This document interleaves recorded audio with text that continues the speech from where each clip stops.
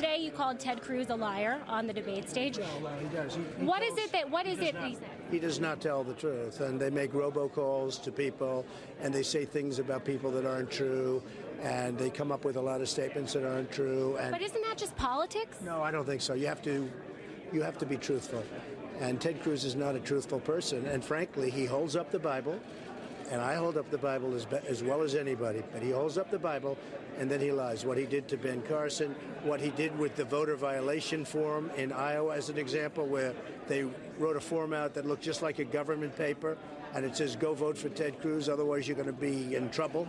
I mean, there are a lot of lies and a lot of bad statements, and I see it happening now in South Carolina, where robocalls are being made saying things that are just untrue. Now, you went into South Carolina, you pulled down an ad against Ted Cruz, you said you wanted to go positive here. Do you think that's possible to do in a state like South Carolina? I don't think it's South Carolina. I know the people of South Carolina. They're incredible. That has to do with Ted Cruz, not South Carolina. And frankly, I do want to be positive because nobody has a record like I do. I built an incredible company, employed over the years tens of thousands of people. Nobody knows better than I do about health care and all of these different things because, nobody on stage they probably haven't employed anybody.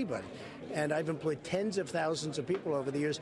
But, politics is very interesting. You have to be truthful. And if somebody's not truthful, you have to call them out. Now, everyone is watching very closely your exchange with Jeb Bush tonight. Why Jeb? He's a guy who continues to trail you in the polls in every state. You're right. He's trailing in the polls. He's doing horribly. He spent $43 million in New Hampshire. So why hit him? I'll tell you why. Because he took $20 million of negative ads on me.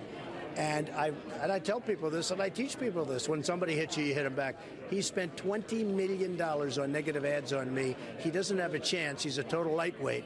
But he spent $20 million on negative ads. So, yes, I'll hit him on occasion. You know you're in a state with a big military population. You've campaigned here before. Tonight you said the Bushes lied about weapons of mass destruction. You referred to the... Were there weapons of mass destruction? You know better than I do. The answer is no.